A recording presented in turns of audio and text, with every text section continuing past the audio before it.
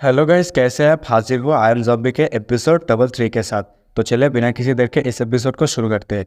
तो इस एपिसोड के शुरुआत में हम देखते हैं वही लड़की जो पिछले एपिसोड के एंडिंग में हमने देखा था, एक बिल्डिंग के ऊपर बैठी हुई थी।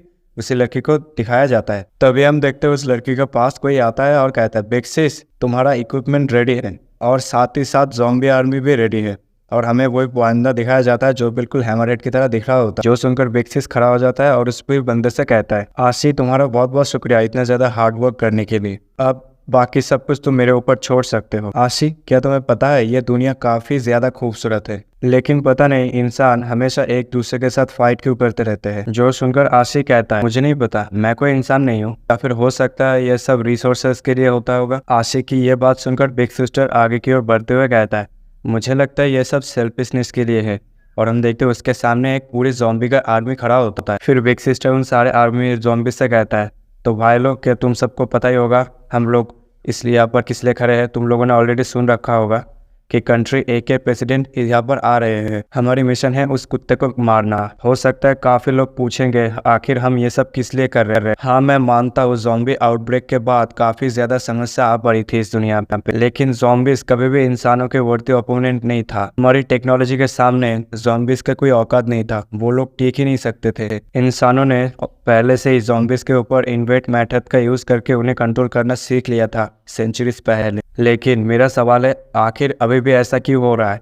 ज़ॉम्बीज़ के ऊपर हंटिंग क्यों किया जा रहा है? मिलिट्री को एक्सरसाइज किया जा रहा है, उन सभी को फोर्स किया जा रहा है ज़ॉम्बीज़ को इस दुनिया से हटाने के लिए। आखिर क्यों? क्या यही सारे प्लॉट है? मेरा मानना यह है कि दोनों कंट्री ए और बी मिलकर कुछ छुपा रहे हैं हमसे। एक सच है जो हम सभी को जानना ज़रूरी है, लेकिन वो लोग छुपा रहे हैं हमसे। आखिर ज़ॉम्बीज़ के भी कॉन्शियसनेस होते हैं, उनके भी विल होते हैं अपना। ज़ॉम्बीज़ को मिटाना ये तो सिर्फ एक बहाना है, इसके अंदर कुछ तो घोटाला है जो उन लोग अपने अंदर छुपा रहे हैं, जो पब्लिक के बीच में आने नहीं दे रहे हैं। इस माहौल के चलते कई सारे ऐसे लोग हैं जो अंधकार में चले गए हैं। कई सारे फैमिलीज, कई सारे दोस्त, रिलेशन, सब कुछ इटर्नल स्ट्रिप में चला गया है। यहाँ तक कि कई सारे ज़ॉम्बीज़ को भी मार दिया गया है उनके कॉन्शियसनेस के साथ, जो उनके लिए सही नहीं था। आखिर उन लोगों को भी अधिकार था इस दुनिया में जीने का। अगर हम हमारी सोसाइटी का देखें तो यहाँ पर हम इंसान और ज़ॉम्बी एक साथ मिलकर रहते हैं। कंट्री ए और कंट्री बी ये हम लोगों से कुछ छुपा रहा है और हम सभी लोगों को एक साथ मिलकर रहना होगा। फिर हमारा से नहीं पर एक कट हो जाता है और फिर हमें प्लेन के अंदर का सीन दिखाया जाता है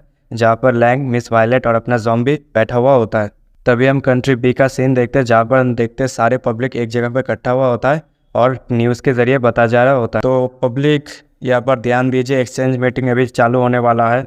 कंट्री ए के जो प्रेसिडेंट है वो अब काफ़ी ज़्यादा करीब आ चुका है कंट्री बी के पास, वो बहुत ही जल्दी यहाँ पर आने वाले हैं कंट्री बी में। और हम देखते हैं एक रिपोर्टर लड़की जो रिपोर्ट में कह रहा होता है, तो आप लोग देख सकते हैं यहाँ पर लोगों की भीड़ लगा हुआ है कंट्री ए के जो प्रेसिडेंट है उसे देखने के लिए। कंट्री बी पे काफ़ी ज़्यादा भीड़ हो रहा है। तभी हम कंट्री ए का रिपोर्टर को देखते हैं जो कहता है ये कंट्री ए का रिपोर्टिंग लाइव स्टेशन है। यहाँ पर जो कंट्री बी का प्रेसिडेंट है वो होटल में रुका हुआ है और वो कंट्री ए के जो प्रेसिडेंट है उससे मिलने के लिए कल सुबह आएंगे। तभी हम देखते हैं घर के अंदर एक लड़के को जो मतलब पूरा बिल्कुल एस कैचम की तरह दिख रहा होता है, वो टीवी देख रहा होता है। तभी उसकी मम्मी उसे कहता है, लड़को अभी खाने का टाइम हो रहा है, आखिर तुम क्या देख रहे हो न्यूज़ में? जो सुनकर एस कैचम कहता है, मैं देख रहा हूँ वो न्यूज़ जहाँ पर बताया जा रहा होता है कंट्री ए के जो प्रेसिडेंट वो कंट्री बी में आ रहा होता है। जो सुनकर उसके फादर कहता है, सच में ये कितना ग्रैंड इवेंट है, मैंने पब्लिक में ऐसा कुछ नहीं सुना।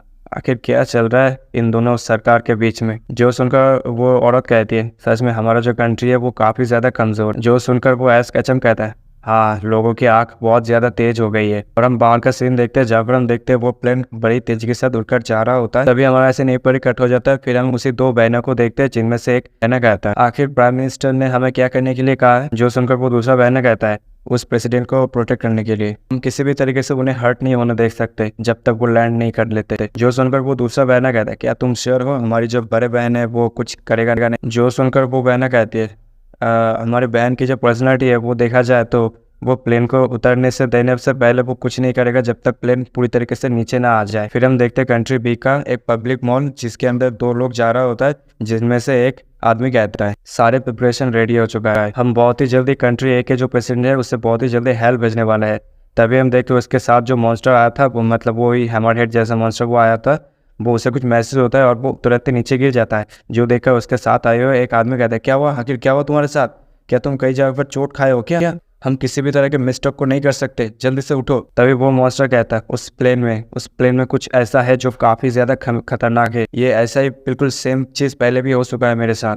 काफ़ी ज़्यादा खतरनाक एक टेरिफाइंग चीज़ आ रहा है उस प्लेन में, और हमें उस प्लेन के अंदर अपने ज़ॉम्बी को दिखाया जाता है जो सूट बूट पहन के रेडी हो रहा होता है। उसी आदमी और उसी मॉन्स्टर के ऊपर शिफ्ट होता है, जहाँ पर हम देखते हैं वो आदमी वॉकी टॉकी के जरिए उस बिग सिस्टर से कह रहा होता है हम सब ठीक है, लेकिन अचानक से आशी काफ़ी ज़्यादा अनकम्फर्ट फील कर रहा है। जो सुनकर आशी कहती है चलो प्लान के हिसाब से चलते हैं, लेकिन हम देखते हैं आशी की हालत काफ़ी ज़्यादा ख़राब होता है। फिर हमारे सीन पर कट हो जाता है। फिर हम देखते हैं जिस प्लेन पर अपना ज़ॉम्बी आ रहा था वो प्लेन फाइनली आकर ज़मीन पर लैंड करता है, और हम देखते हैं उसी रिपोर्टर को जो रिपोर्टर में कह रही हो प्लेन जो है वो हमारी कैपिटल एयरपोर्ट में आकर लैंड कर चुकी है, और जो गवर्नर है वो बहुत ही जल्दी आके हमारे प्रेसिडेंट से मिलने वाले हैं। चलो हम सब मिलके अब उस प्रेसिडेंट का वेलकम करते हैं, और हम देखते हैं वो सभी उस प्लेन की दरवाजे की ओर देख रहा होता है, और वो लड़की कहती है हाँ लगता है प्रेसिडेंट आ रहा है 28 का, चलो देखते हैं। और हम देखते हैं उस प्लेन का दरवाज़ा खुलता है, और जैसे ही दरवाज़ा खुलता है अपना ज़ॉम्बी आके सामने खड़ा हो जाता है, और हम देखते हैं अपना ज़ॉम्बी जो मतलब एक कूल सा लुक देके खड़ा होता है। अगले पल हम देखते हैं आशी और उस आदमी का सीन, जहाँ पर हम देखते हैं आशी वॉकी टॉकी के जरिए कहता है जल्दी से रुक जाओ, यहाँ पर कुछ गड़बड़ है, अटैक मत करना। क्या तुम्हें कुछ महसूस नहीं हो रहा क्या तुम कुछ भी महसूस नहीं कर पा रहे? और हम देखते हैं एक जो ज़ॉम्बी जो स्नाइपर बंदूक लेके खड़ा होता है वो कहता है क्या या तक मैंने अवेयरनेस इनहेंसर को अपने साथ लाया हूँ ताकि मैं फोकस अच्छे से कर पाऊँ। तभी हम देखते हैं हेडक्वार्टर में से बिग सिस्टर कहते हैं जल्दी से रुक जाओ, और हम देखते हैं बिग सिस्टर माइक के जरिए उन सभी से कहता है जल्दी से सब रुक, पीछे हट, ये बंदा प्रेसिडेंट नहीं है। और हम देखते हैं अपने ज़ॉम्बी के सामने कई सारे कैमरा आकर मतलब अपने ज़ॉम्बी के फोटो ले रहा होता है, और हम देखते हैं उसी औरत को जो टीवी के जरिए देख रहा होता है वो कहता है आखिर वो क्या है। और हम देखते हैं अपने एस कैचम थोड़ा अजीब सा मुंह बना लेता है, और हम देखते हैं टीवी में जो लोग देख रहे थे वो लोग भी थोड़ा सा अजीब हो जाते हैं, और कहता है आखिर ये क्या चल रहा है, क्या ये प्रेसिडेंट नहीं है क्या? तभी हमारा कहानी सुनने वाला आ जाता है और कहता है जैसा सोचा था, ज़ॉम्बी ने पहली बार अपने आप को पूरी दुनिया के सामने इंट्रोड्यूस किया। ज़ॉम्बी जो काफ़ी वक्त से अंडरग्राउंड रहा है, लोगों को छोड़कर अपने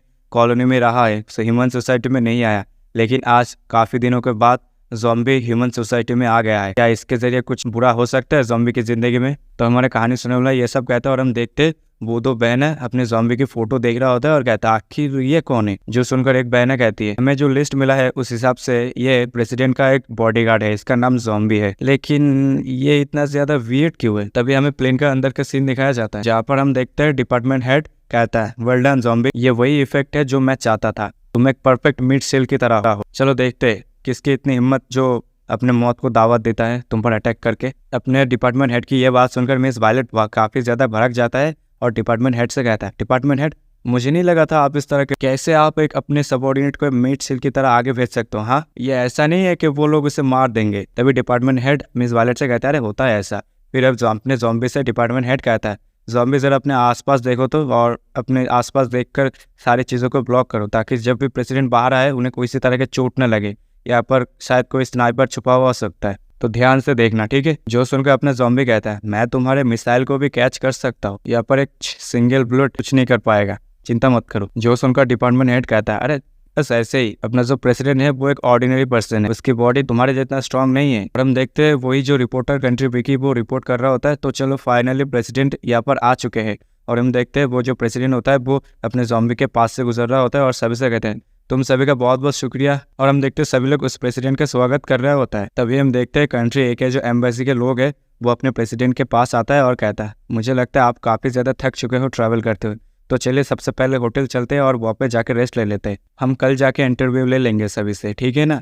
और हम देखते हैं अपने उस प्रेसिडेंट को देखने के लिए काफ़ी ज़्यादा भीड़ वहाँ पर इकट्ठा हो गए थे। और हम देखते हैं एम्बेसी ए के जो चेयरमैन होते हैं वो अपने प्रेसिडेंट से कहता है प्रेसिडेंट ये गवर्नर है इस हाइट स्टेट का, ये आपसे वेलकम करने के लिए आया है। तभी हम देखते हैं मिस वायलेट अपने ज़ॉम्बी से कहता है चारों तरफ अच्छे से नजर रखना। फिर हमारा सीन यहीं पर ही कट हो जाता है और हमें बिग सिस्टर का सीन दिखाया जाता है, जहाँ पर वो हैरत में पड़ा हुआ होता है और कहता है आखिर ये किस तरह के सेंसेस है, ये काफ़ी ज़्यादा टेरिफाइंग है, आखिर चल क्या रहा है यहाँ पर, मैं कोई इमेजिनेशन कर रहा हूँ क्या? फिर हमारा सीन यहीं पर ही कट हो जाता है और फिर हमें उसी दो बहनों का सीन दिखाया जाता है, जिनमें से एक कहता है बड़ी अजीब बात है, बिग सिस्टर ने अभी तक कोई भी एक्शन नहीं लिया। जो सुनकर दूसरा वाला बहना कहते हैं मुझे नहीं पता। जो सुनकर वो दूसरा बहना कहता है अब हमारी बारी है, लगता है बिग सिस्टर ने एक अच्छा मौका गवा दिया है असैसिनेट करने का, और वैसे भी मैंने एक गाड़ी को अच्छे से इक्विप कर लिया है जिसके अंदर लिसनिंग डिवाइस लगा हुआ है, जब तक वो लोग एंशिएंट पीपल के ऊपर बात करते रहेंगे तब तक हम वो सब सुन पाएंगे। हमारे पास काफ़ी ज़्यादा टाइम है ये सब करने का, 7 दिन तक तो हमारे पास है वैसे ही।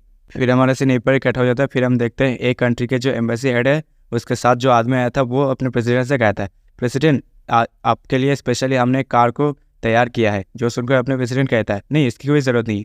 जो सुनकर कंट्री ए के जो एम्बेसी हेड है, हमारे पास ऑलरेडी अपना प्राइवेट ट्रांसपोर्टेशन कार है, तो तुम्हें इसके बारे में सोचने की ज़रूरत नहीं है। तभी अपने ज़ॉम्बी के पास डिपार्टमेंट हेड की एक मैसेज आती है, जहाँ पर डिपार्टमेंट हेड कहती है, प्रेसिडेंट को दूसरे कार में मत जाने देना, अपने कार में ले लेना। कहते ही अपने ज़ॉम्बी से कहता है, तो फिर चलो कम्युनिकेशन डिवाइस को कट ऑफ करो। और हम देखते हैं डिपार्टमेंट हेड जो कम्युनिकेशन डिवाइस है उसे ऑफ कर देता है और यहीं पर इस एपिसोड की एंडिंग हो जाती है। अगर आपको ये वीडियो और मेरी एक्सप्लेनेशन पसंद आती है तो वीडियो को लाइक कमेंट शेयर कर दीजिए, और जिन्होंने भी चैनल को अभी तक सब्सक्राइब नहीं किया वो सभी चैनल को सब्सक्राइब कर दीजिए। और एक बात, आप लोग कमेंट में आके ज़रूर बताना आप लोगों को सोलो लेवलिंग के एनिमे एडेप्टेशन कैसा लगा, हिंदी और जापानीज़ दोनों का ही कमेंट दे देना अपना ओपिनियन। ठीक है, तो मिलते हैं अगले वीडियो में, तब तक के लिए सायोनारा।